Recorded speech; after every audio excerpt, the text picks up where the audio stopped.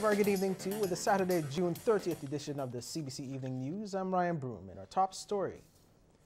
Barbadians will pay more for gasoline and diesel from midnight tonight, and Permanent Secretary in the Ministry of Energy and Natural Resources, Jehu Wilshire, says the new prices reflect the imported prices and fuel tax, which will be imposed from tomorrow, Sunday, July 1st.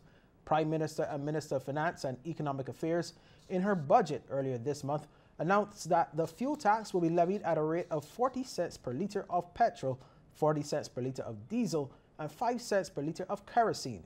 Mr. Wilshire explains, however, that in future, the retail prices of these products will still be subject to fluctuation based on international market prices. The new price of gasoline is $3.96 per litre, up from $3.60, an increase of 36 cents.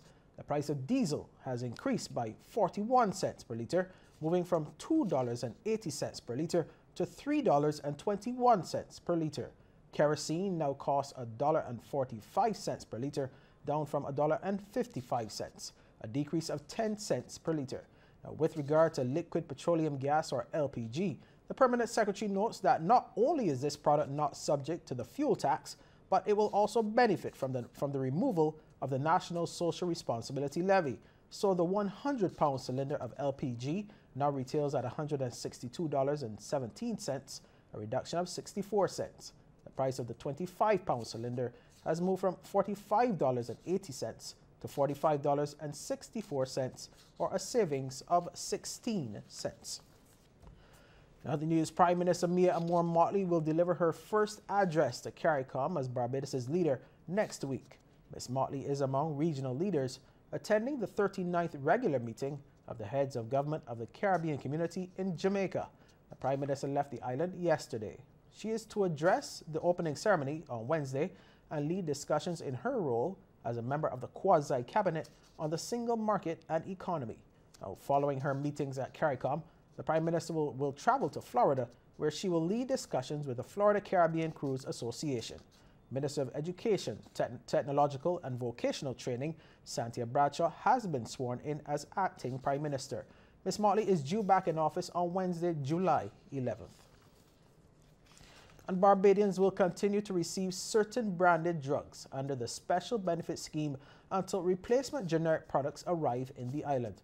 The assurance from the Ministry of Health as the grace period for patients to receive some pharmaceuticals under the Barbados Drug Services Scheme ends today. Minister of Health and Wellness, Lieutenant Colonel Jeffrey Bostick, says the government will continue to reimburse the cost of these branded drugs to the private sector until a secure supply of generics could be established. Drugs that are on the formulary that are special benefit drugs, and these are drugs related to hypertension, diabetes, cancer, asthma, glaucoma, and epilepsy, will be available in the private sector. However, a dispensing fee will apply. To arrive at the new drug formulary, the Barbados Drug Formulary Committee carried out in-depth consultations and research to execute the formulary review process. Now, Mr. Bostick says the ministry will try to ensure a consistent supply of pharmaceuticals to the Barbadian public. The ministry in this process, as recently as yesterday, reached out to our stakeholders, including the Barbados Association of Pharmacy Owners, the Barbados Association of Medical Practitioners, and the Barbados Pharmaceutical Society, and has apologized for any misunderstandings. It was further agreed that the rollover date would be June 30th. The parties also committed to meeting on July 20th to review progress and decide on any specific changes that may need to be made. A major effort is underway to keep Barbados's gullies, waterways, and beaches clean. It has started with a national cleanup campaign launched in the Wim Gully, a key waterway leading to Speightstown. The cleanup campaign, themed Many Hands, aims to decrease the amount of waste dumped across Barbados and the negative effects associated with such activities. Minister of Environment and National Beautification, Trevor Prescott, sees it as a timely. It comes 1 month into the 2018 Atlantic hurricane season and the culmination of Environment Month. He says this weekend's cleanup program will be far-reaching. This weekend, the activities cover areas including drainage, watercourse cleanups, tree trimming, debushing, general vegetation maintenance, and the removal of sargassum around our land. I believe this is the first time in our entire history that we have seen so much sargassum across Barbados. Now, Minister Prescott says the overall program will include the removal of bulk waste, derelict vehicles, and cleanup of illegal dump sites. An anti-litter drive is also part of the campaign. Mr. Prescott says Barbados must undergo a physical transformation while noting there's a role for the private sector. We are now reaching out because we cannot do this alone. So we need to have our brothers and sisters to understand why the state is going in this direction and for them to participate. Then you might not put back a burden on the Ministry of Health. You might not put back burdens on the economy itself. So as a result of taking these measures at present.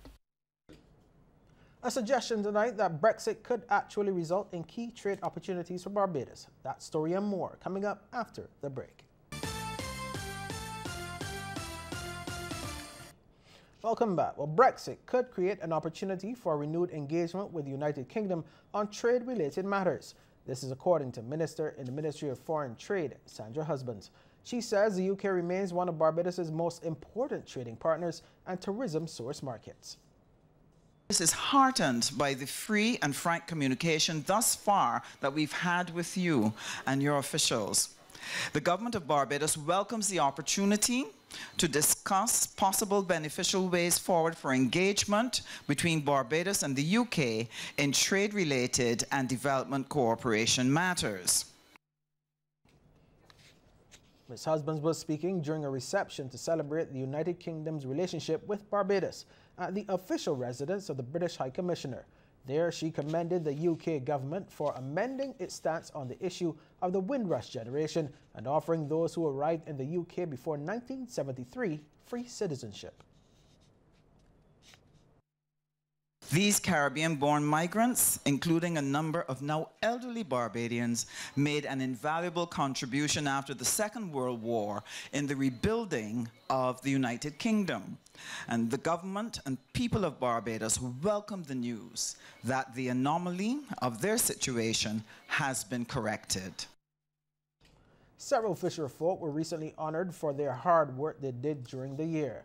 President of the Barbados National Fisherfolk Organization, Vernal Nichols, says members of the fishing community had a very hard but productive 2017, for which Barnufo and the Fisheries Division thought they should be recognized. It came during a short presentation at the Bridgetown Fisheries Complex, where several of them were given mementos in honor of their hard work by Minister of Maritime Affairs and the Blue Economy, Kirk Humphrey.